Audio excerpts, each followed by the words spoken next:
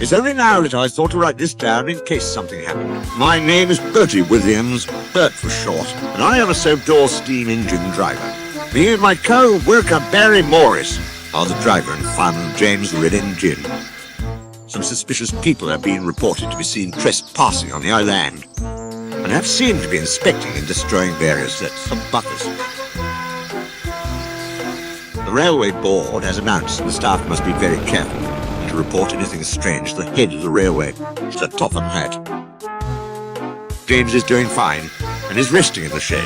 He'll need the energy since our next train is due in 30 minutes. If anything else strange happens, I'll make sure to write about it in my journal.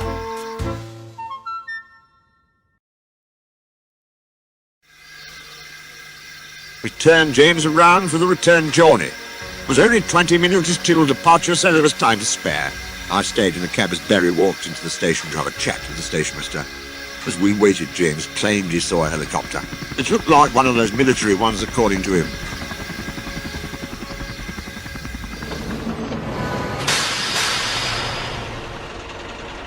The black diesel engine we didn't recognize pulled in, and just stood there in silence and stared at us. He then looked back, and it seemed he was whispering something to someone. That's when everything went haywire. Barry came back to James, and just as he hopped into the cab, two men pulled out guns and started shooting into the air. The station was filled with screams as they threatened to kill anyone who didn't cooperate. I released the brake, and we sped out of the station, passing by the diesel as we almost got hit by a couple of bullets.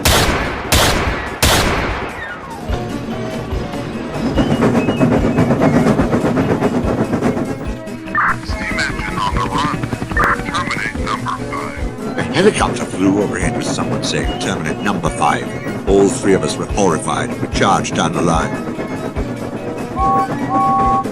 We got off the branch line and headed onto the main line, hoping nothing was in our way. We saw Gordon up ahead pulling the express as usual.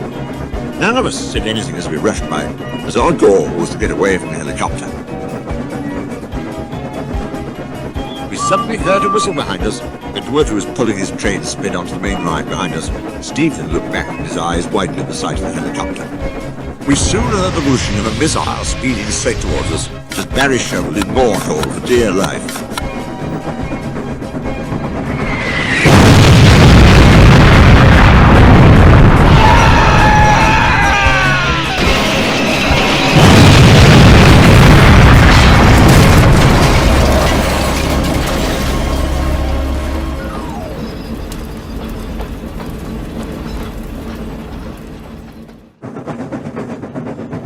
Thankfully, the points were set to Henry's Forest, and I slammed on the brakes, and James came to a stop.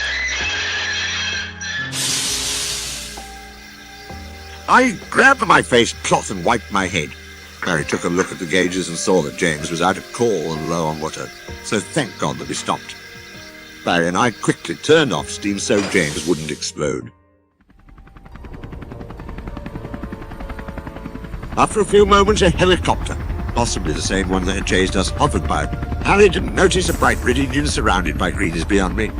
Luckily, we weren't spotted. After the coast had cleared, I told Barry to stay with James, and I decided to walk over to the signal box that we had passed. I carefully walked up the stairs of the signal box and opened the door to see a very concerned man. It was the new signalman, Darrell. He said he was keeping a lookout for the armed men and was very happy to see me. I told him everything about what had happened at Kirk Ronan, and he frowned, telling me that he had heard the sound of warning sirens and had decided to stay put during the attack. There was a telephone nearby, and I was going to use it to call for help, but Darrell said that he had already tried. The phone lines had been ripped down earlier by the men, shutting down most of the power on the other end. I offered him to join us, but he was hesitant because he would be breaking railway practices, but I eventually talked him into it. The two of us walked back to Barry and James. We have been sitting ducks here for a while, and we have to get moving.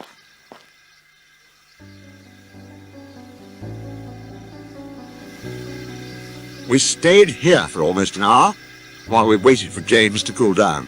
We can't stay here, but we can't do anything, as starting James would be risky. But I believe there's a water tower around the bend. It will only be a minute, so we should be fine.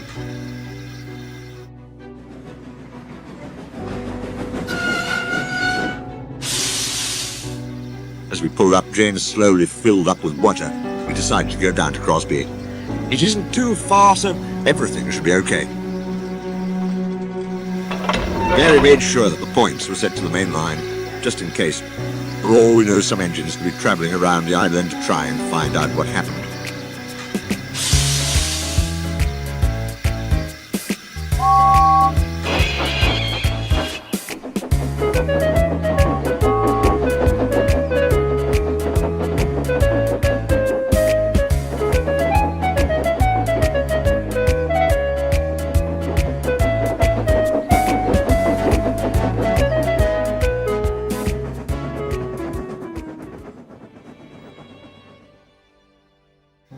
I'm glad to say that we made it to Crosby safely, and Darrell and Barry shoveled some of the last remaining coal into James's tender, being just enough to get us to the coal depot.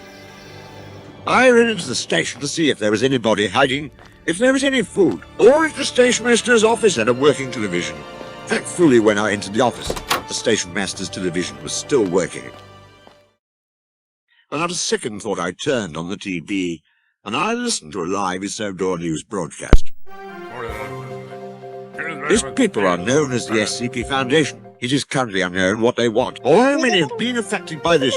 And reporters said that for the time being, to avoid them, the Sodor sea urchin rescue are looking for them, and will do what they can. It wasn't long until the report began to cut to static. I could saw and I heard screaming with the sounds of gunshots. I think it's safe to say that they are probably dead. Afterwards, I walked back to the gang and told them what I had seen. Our next move is to call the depot. We will keep a close eye out on the way there.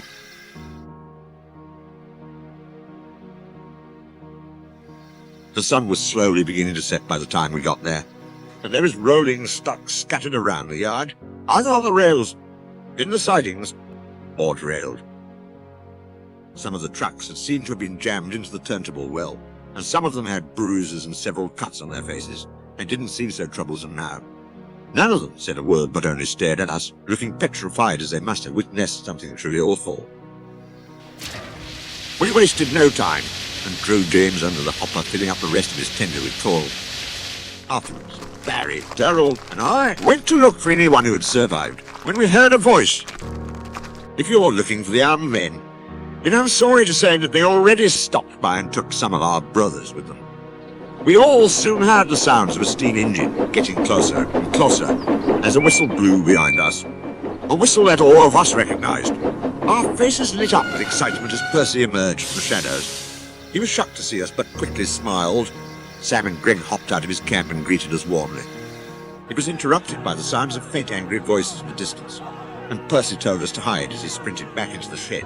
Before he could react, James jerked forward and ran to the shed too.